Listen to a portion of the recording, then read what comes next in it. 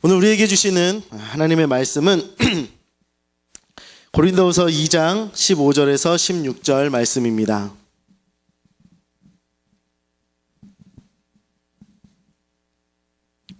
고린도후서 2장 15절에서 16절 말씀입니다. 다 찾으셨으면 우리 한 목소리로 읽겠습니다. 시작. 자들에게나 망하는 자들에게나 하나님 앞에서 그리스도의 향기니 이 사람에게는 사망으로부터 사망에 이르는 냄새요 저 사람에게는 생명으로부터 생명에 이르는 냄새라. 누가 이 일을 감당하리요. 아멘. 사람을 기억하는 방법에는 여러 가지가 있습니다. 그 사람의 생김새, 또 말투, 그리고 뭐 행동, 아니면 특별한 액세서리라든가 아니면 습관 같은 것들을 통해서 우리는 사람을 기억합니다. 그래서 이렇게 중요한 사람들을 만나거나 아니면 귀한 자리에 갈 때는 자신만의 그 독특한 방법들을 사용해서 상대방의 좋은 인상을 심기도 합니다. 또한 대화를 할 때 이렇게 손짓이나 아니면 표정들을 사용해서 대화를 하면 상대방에게 이렇게 강한 어필을 할 수 있다고 합니다. 이렇게 상대방으로 하여금 자신을 기억시키고 또 각인시키는 방법들은 여러 가지가 있고 사람들은 그것을 사용합니다. 그런데 그 중에서 향기를 사용하는 방법은 조금 어려운 방법입니다. 왜냐하면 향기는 눈에 보이지 않고 또 자세하게 설명하기도 좀 어렵고 이렇게 그냥 달콤한 향, 아니면 무슨 향 이렇게만 설명하지 좀 애매하고, 그리고 향기는 이렇게 좋다, 나쁘다라는 것으로 판단하기 때문에 향기를 쓰기에는 좀 어려운 방법이 될 수 있습니다. 하지만 반대로 잘만 사용하면 그 무엇보다 강한 인상을 줄 수 있습니다. 저는 감각이 이렇게 뛰어난 편은 아니에요. 뛰어나게 이렇게 감각이 이렇게 발달되어 있거나 그런 편은 아니면 좀 무뎌요. 눈치도 없고요. 자, 그래서 음식은 그냥 달아야 되는 음식은 그냥 달면 돼요. 그냥 짜야 되는 음식은 그냥 짜면 돼요. 그냥 매운 음식은 그냥 매우면 돼요. 그럼 저는 그냥 먹어요. 맛있게 먹을 수 있습니다. 음식에서 맛이 느껴지면 그냥 뭐든 맛있습니다. 네. 맛만 느껴지면 돼요. 뭐가 이렇게 뭐를 조금 더 이렇게 잘 몰라요, 그런 거. 그래서 저는 음식을 이렇게 나눕니다. 싱거운 것과 맛나는 것, 싱거운 것과 맛이 나는 것으로 저는 구분합니다. 요즘에 이렇게 싱거운 게 몸에 좋다고 하는데 그 싱거운 음식은 그냥 저에게 맛 없는 음식, 이렇게밖에 여겨지지가 않아요. 그냥 맛없는 음식. 그게 이제 그렇게 싱거운 음식을 구분합니다, 저는.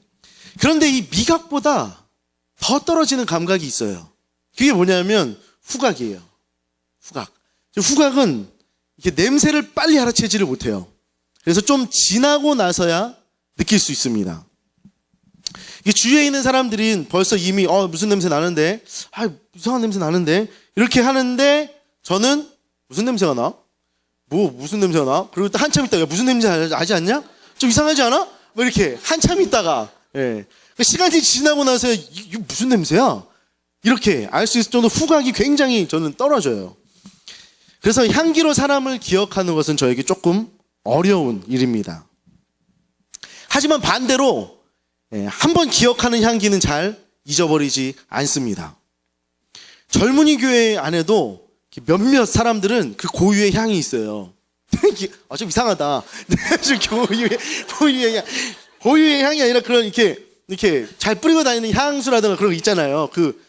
이 사람만 뿌리는 향수 그런 거 있잖아요. 좀 비슷해 보이는데 이상한 사람 아니에요. 이상한 사람 아니에요. 그래서 이렇게 열방이나 아니면 이렇게 교회 같은 데 이렇게 딱 들어가다 보면, 왔다 갔다 하다 보면 그 향기가 이렇게 딱 묻어놨다가 없어지지 않은 그 찰나에 제가 딱 들어가면 사람은 없지만 누구 왔다 갔네 이렇게 알 수 있어요. 딱 누가 왔다 갔네 이렇게 기억을 하게 됩니다. 그래서 저도 나도 해봐야겠다. 그래서 가끔 향수를 뿌립니다. 가끔 향수를 뿌리는데 제가 향수를 뿌리니까 저 때문은 아닐 텐데 아무튼 이게 사람들이 이게 호불호가 갈리더라고요. 그래서 한 사람은 향기 좋네요. 그러고 그냥 가고 한 사람은 참 향이 독하네요. 이러고 가고 네. 좋네요. 이것도 별로 칭찬 같지는 않은데 네, 아무튼 그런 반응들을 어떤 사람은 좋다, 어떤 사람은 독하다라고 이렇게 반응을 합니다. 이것은 어느 사람에게는 향수가 좋은 향으로 느껴질지 모르지만 또 어떤 사람에게는 향수가 오히려 방해가 된다는 것입니다. 향수 냄새를 싫어하는 사람에게는 제가 뿌린 향수가 못마땅한 향이 될 수 있지만 향수 냄새를 좋아하는 사람에게는 기분을 좋게 하는 도구가 되는 것입니다. 그래서 그 사람은 제가 사용하는 향수의 향을 다른 곳에서도 맡으면, 다른 곳에서도 경험하게 되면 어쨌든 긍정적이든지 부정적이든지 그곳에서 저를 기억하게 된다는 거예요. 오늘 말씀을 보면 사도 바울은 우리를 무엇이라고 부릅니까? 그리스도의 향기. 그리스도의 향기라고 말합니다. 한마디로 복음을 전하는 우리는 사람들에게 그리스도를 알게 하는 향기가 된다라는 겁니다. 이 향기는 구원받은 자들에게나 망하는 자들에게나 동일합니다. 즉, 복음은 사람에 따라 달라지는 것이 아니라 하나님 앞에서 모든 사람들에게 동일한 것입니다. 그런데 15절 말씀, 오늘 우리가 본 15절 말씀을 보면 제가 아까 그 향수를 뿌린 거 그 얘기와 같이 동일한 복음의 그 향기를 맡고 정반대의 반응을 나타내게 됩니다. 똑같은 향기가 망하는 자들에게는 사망으로부터 사망에 이르게 하는 그 냄새가 되게 하고 구원받는 자들에게는 생명으로부터 생명에 이르는 냄새가 된다는 것입니다. 다시 말해서 복음을 듣고 그 복음을 듣고 마음으로 믿고 예수님을 고백하는 구원자로 고백하는 사람들에게는 생명의 향기가 되지만 복음을 듣고도 믿지 않는 사람에게는 사망의 냄새가 된다는 것입니다. 그런데 여기서 우리가 눈여겨봐야 할 것은 16절 마지막에 나온 누가 이 일을 감당하리요 라는 말씀입니다. 누가 이 일을 감당하리요. 어느 사람에게는 이 향기가 생명에 이르게 되고 또 반대로 어떤 사람에게는 사망에 이르게 되는데 중요한 것은 누가 이 향기를 맡게 할 것인가 하는 것입니다. 그러니까 누군가 향기를 나타내야 그 사람들이 맡을 수 있다는 거예요. 여러분, 향기는 결코 머물러 있지 않습니다.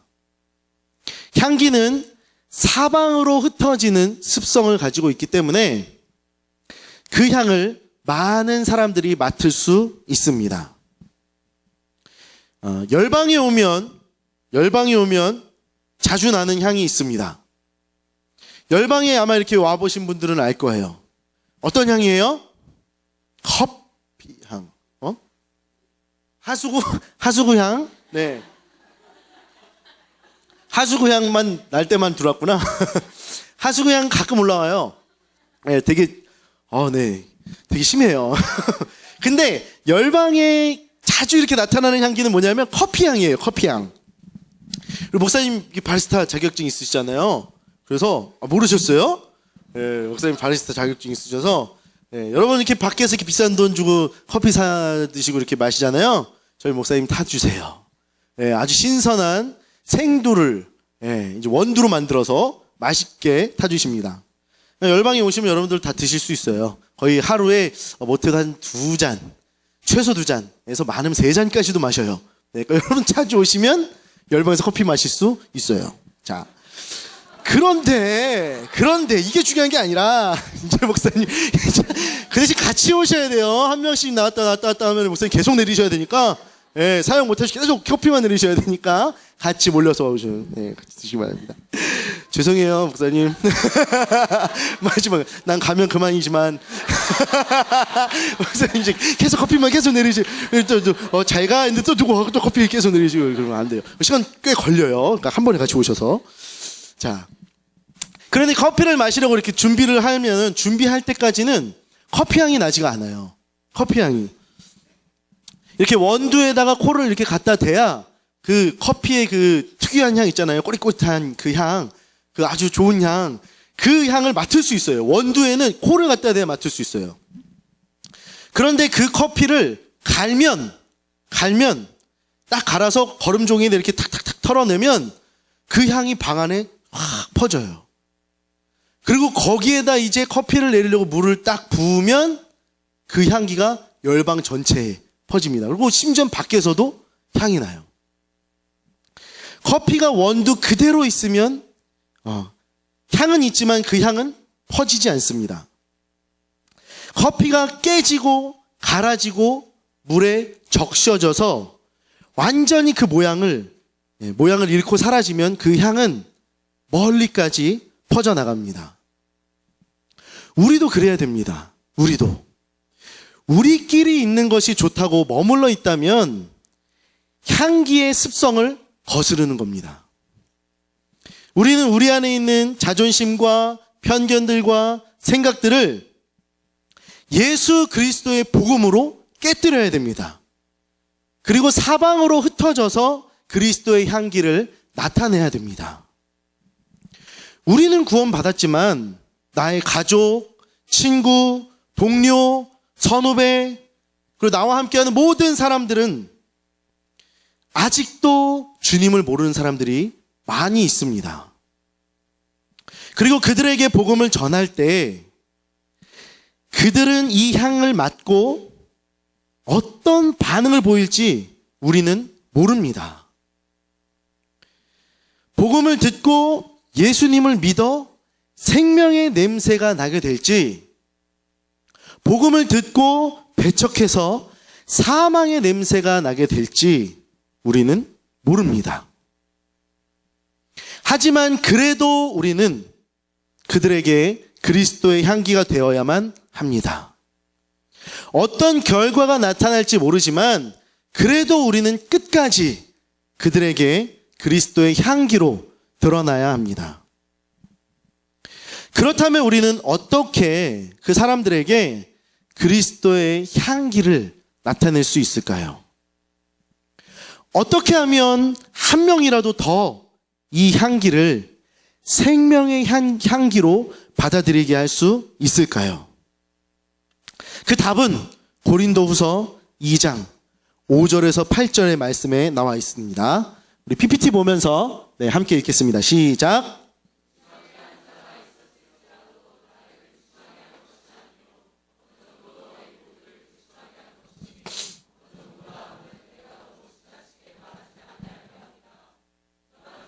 많은 사람에게서 벌 받는 것이 마땅하도다.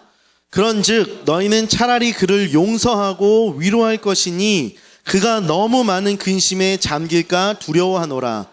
그러므로 너희를 권하노니 사랑을 그들에게 나타내라. 무엇입니까? 바로 용서와 사랑입니다. 용서와 사랑. 고린도 교회에는 사도 바울의 이 사도직을 인정하지 않고 모함하는 사람들이 있었습니다. 그래서 이 몇몇 사람들로 인해서 교회 안에 분쟁이 일어나고 많은 갈등이 있고 또 다툼도 일어났었습니다. 그 결과 고린도 교회와 바울은 근심에 쌓이게 됐습니다. 그러니까 말씀을 미루어 보아 이 일로 인해 대다수의 교인들은 바울의 사도직을 부인하는 그 사람들과 그 사람들을 대적하고 비난하고 서로 싸웠을 것입니다. 바울이 자신들에게 어떻게 복음을 전했고 그로 인해 지금 우리가 어떻게 이렇게 구원을 받아서 교회를 세웠는데 너희들은 어떻게 바울의 사도직을 비난하느냐, 그리고 어떻게 이 교회를 흔들어 놓고 혼란에 빠뜨리고 있느냐 하면서 막 비난하고 손가락질하고 싸웠을 거라는 겁니다. 바울 역시도 그렇게 말합니다. 그런 사람들은 비난받아 벌을 받아 마땅하다. 바울도 그렇게 이야기했습니다. 하지만 바울은 거기에서 멈추지 않습니다. 반대로, 그러니까 차라리 그 사람을 용서하고 그 사람을 그들에게, 그 사랑을 그들에게 나타내라. 비난받아 마땅하지만 차라리 그들에게 용서를 베풀고 긍휼을 베풀고 사랑해라. 바울은 이렇게 이야기합니다. 여러분, 만약 우리가 바울과 같은 상황에 있다면 여러분은 어떻게 하시겠습니까? 바울과 같이 용서하고 사랑할 수 있으시겠습니까? 만약 우리가 바울과 같은 상황에 처해 있다면 용서하고 사랑하는 것은 분명 쉽지 않을 것입니다. 누군가에게 내가 도움을 줬는데 그 도움받은 사람이 오히려 나를 비난하고 모함하고 나를 욕하면서 다니는 거예요. 그럴 때 여러분들은 그 사람을 용서하고 사랑할 수 있겠습니까? 이건 정말 쉬운 일이 아닙니다. 어쩌면 용서할 수 없을지도 모릅니다. 여러분, 바울은 고린도 교회를 정말 사랑하고 아꼈습니다. 자신이 직접 세운 교회이고 복음이 뿌리 내릴 수 없는 그 상황에서 복음을 전하고 성도들을 일으켜 세우고 하면서 교회를 세우고 그 성도들을 자기 목숨보다도 더 귀하게 여겼습니다. 그런데 그런 교회가 자신의 그 사도직을 문제 삼아서 서로 다투고 싸우고 있으니 바울 입장에서 얼마나 배신감이 들고 얼마나 큰 충격을 받았겠습니까? 그토록 아끼고 영적으로 보듬고 양육하고 목숨 다해 사랑했던 그 성도들이 이제는 자신의 권위를 인정하지 않고 돌아서는 모습을 보면서 바울이 얼마나 가슴이 아프고 한편으로 화가 났겠습니까? 제가 결혼을 하고 이렇게 두 딸을 낳아보니까 그동안 부모님께 했던 잘못 중에 뭐가 제일 큰 잘못인지 이제 깨달았습니다. 그건 뭐냐면 부모님을 부모로 인정하지 않는 잘못이에요. 부모님을 부모로 인정하지 않는 잘못이 부모님께 한 가장 큰 잘못이에요. 우리 그런 말 자주 씁니다. 엄마 아빠가 뭔데? 다 해봤죠? 엄마 아빠가 뭔데? 다 해봤을 거예요. 안 한 사람 아마 없을걸요? 네. 엄마 아빠가 뭔데? 이러면서 엄마가 나한테 해준 게 뭐야? 네. 다른 애들은 뭐 하고 막 이렇게 막 하는데 엄마 아빠는 도대체 나한테 뭘 해준 거야?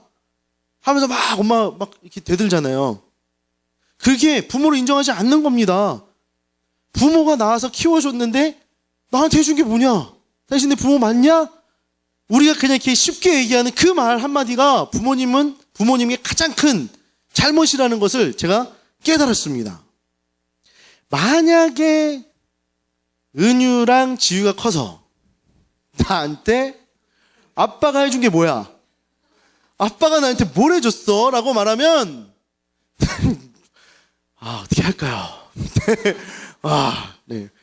정말 참을 수 없을 것 같아요. 화도 나지만 정말 엄청 큰 배신감과 막 정말 마음이 막 무너질 것 같아요. 정말 찢어지게 아플 것 같습니다.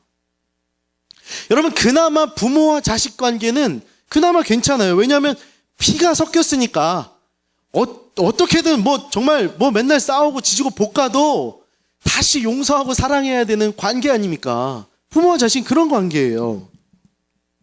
그런데 바울은 이 성도들과 피 한 방울 섞이지 않은 사람이에요.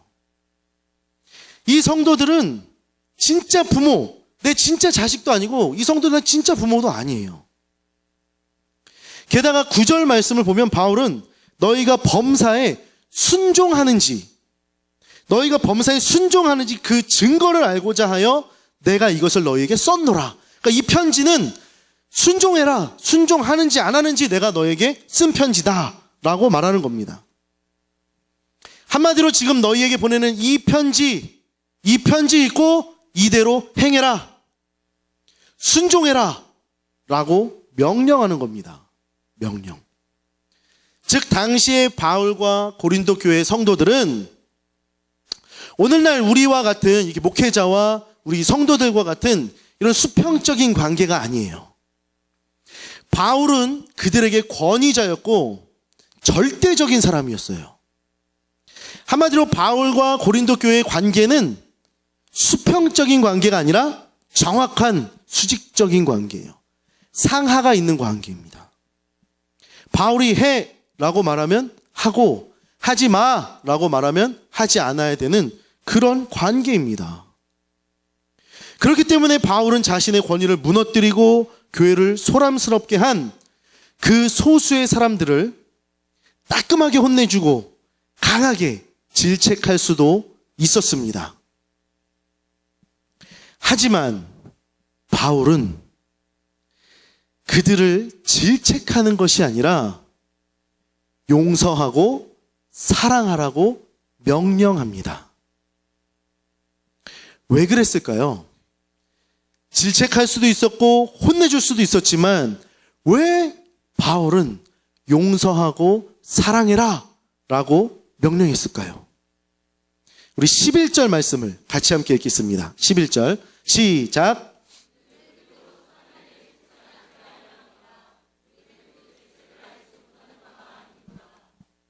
이겁니다. 바울은 그 문제의 표면을 본 것이 아니라 그 문제의 실제를 알았습니다. 성도를 용서하지 않고 사랑하지 않는 것은 하나님의 뜻이 아닌 누구의 계략이래요? 사탄의 계략이라는 거예요. 우리가 똑같습니다. 우리가 서로 싸우고 다투고 비난하고 질책해서 성도가 교회를 떠나는 것은, 상처받는 것은 겉으로는 사람이 하는 것처럼 보이지만 속에는 사단이 모든 일을 조장하고 있다는 것을 바울은 알았습니다. 그렇기 때문에 바울은 잘못된 일을 바로잡는 방법으로 세상의 방법이 아닌, 사단의 방법이 아닌 하나님의 방법을 선택한 것입니다. 하나님이 우리에게 행하신 방법, 하나님이 우리에게 행하신 방법, 용서와 사랑. 하루에도 수없이 하나님을 등지고 배신하고 떠나고 또 하나님의 권위를 인정하지 않고 불신하는 우리에게, 그런 우리에게 행하신 하나님의 방법은 용서와 사랑입니다.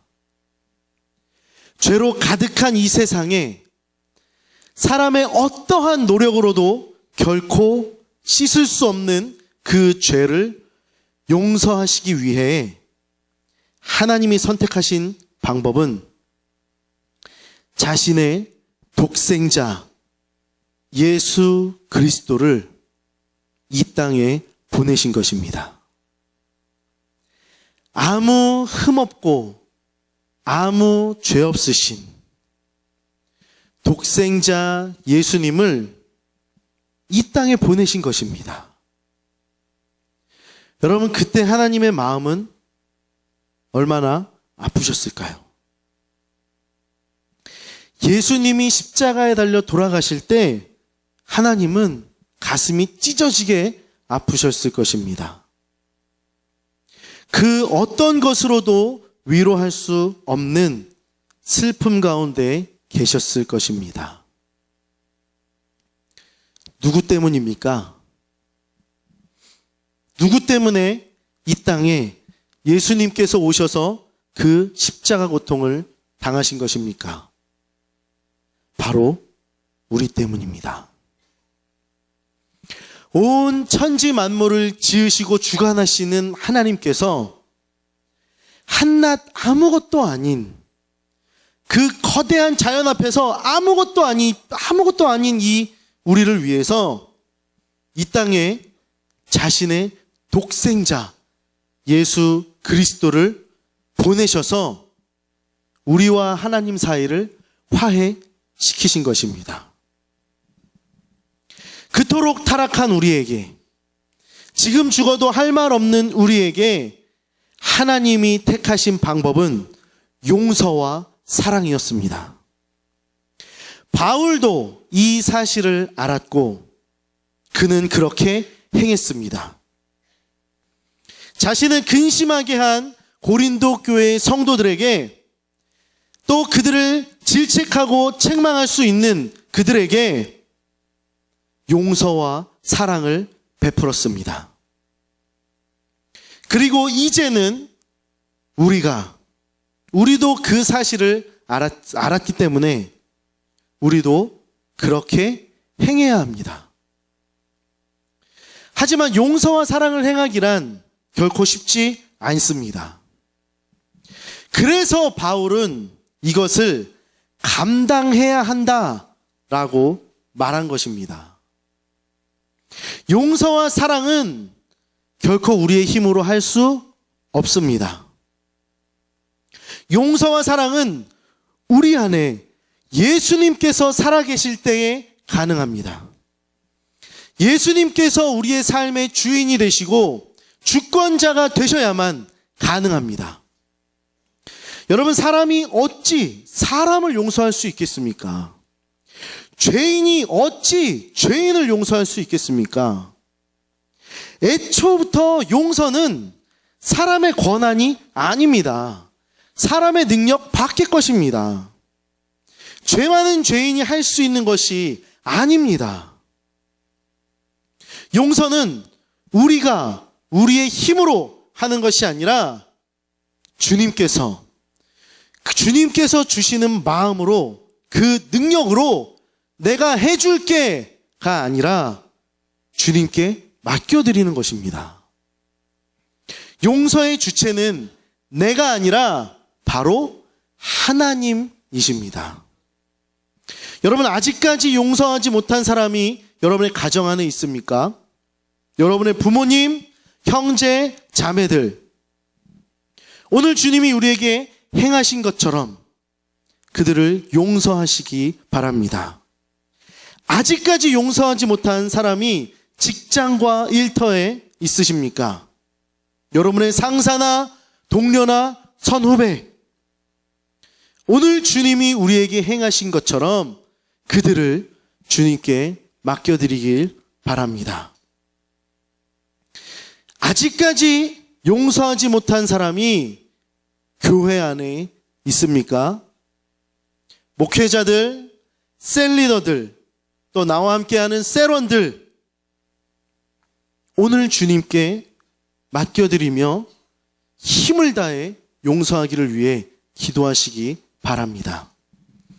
그리고 여러분의 가정과 직장과 교회 안에서 함께하는 모든 사람들을 하나님이 우리를 사랑하신 것 같이 사랑하시기 바랍니다. 정말 감당할 수 없는 마음이라도 오늘 주님께 그 모든 것을 맡기시기 바랍니다. 예수님께서 해결해 달라고, 나에게 사랑하는 마음을 달라고 기도하시길 바랍니다. 용서와 사랑은 구원받은 우리에게 복음 그 자체입니다. 하나님께서 우리에게 허락하신 은혜입니다. 이런 사람이, 이것을 행하는 사람이 정말 복음을 누리는 사람이고 복음을 경험하는 삶이고, 이 삶이 날마다 예수님과 동행하는 삶입니다. 그리고 이 복음으로 무장된 사람이 바로 그리스도의 향기입니다. 우리가 하나님께서 우리에게 행하신 것처럼, 여러분 정말 하나님 앞에 있다면, 하나님 앞에 바로 서 있는 것만 본다면 우리가 어떻게 용서할 수 있겠습니까? 우리도 하나님이 용서해 주셨는데 이 사람과 우리가 비교가 되겠습니까? 하나님 앞에 있다면. 우리가 제일 큰 죄인이고 가장 더러운 죄인이 우리입니다. 하지만 하나님께서 우리를 용서하신 것처럼 용서와 사랑을 베풀 때 그리스도의 향기를 맡고도 사망에 이르는 냄새라고 여기던 그 사람들이 비로소 주님께로 돌아오게 될 줄 믿습니다. 사망에서 생명으로 변화되어 이제 더러운 사망의 냄새를 버리고 생명의 냄새를 맡게 될 줄 믿습니다. 여러분의 주위에 있는 사람들이 여러분을 통해서 아직까지 사망의 냄새를 맡고 있습니까? 그렇다면 그리스도의 향기로, 용서와 사랑으로 그들에게 생명의 냄새가 되게 도와주십시오. 그들의 마음이 강팍함으로 인해 단단하게 굳어져서 아무리 우리가 복음을 전해도 그 향기를 사망의 냄새로 여긴다면 더 이상 우리가 할 것은 기도 외에는 없습니다. 하지만 우리가 용서와 사랑을 하지 않아서 그들의 마음이 단단하게 굳어진 것이라면, 그래서 그들이 그리스도의 향기를 맛보고 있지 못한다면 하나님은 안타까워 하실 것입니다. 그리고 어쩌면 그 책임을 우리에게 물으실지도 모릅니다.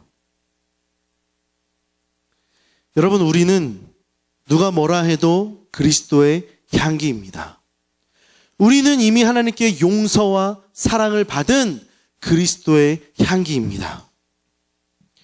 이제 이 향기가 그들에게 생명의 향기가 될 수 있도록 살아가야 합니다. 사단의 계략에 더 이상 속지 않고 하나님이 우리에게 행하신 대로 그대로 우리도 다른 이들에게 행하여 우리 주위에 있는 모든 사람들이 그리스도의 향기를 생명의 향기로 고백하기를 원합니다.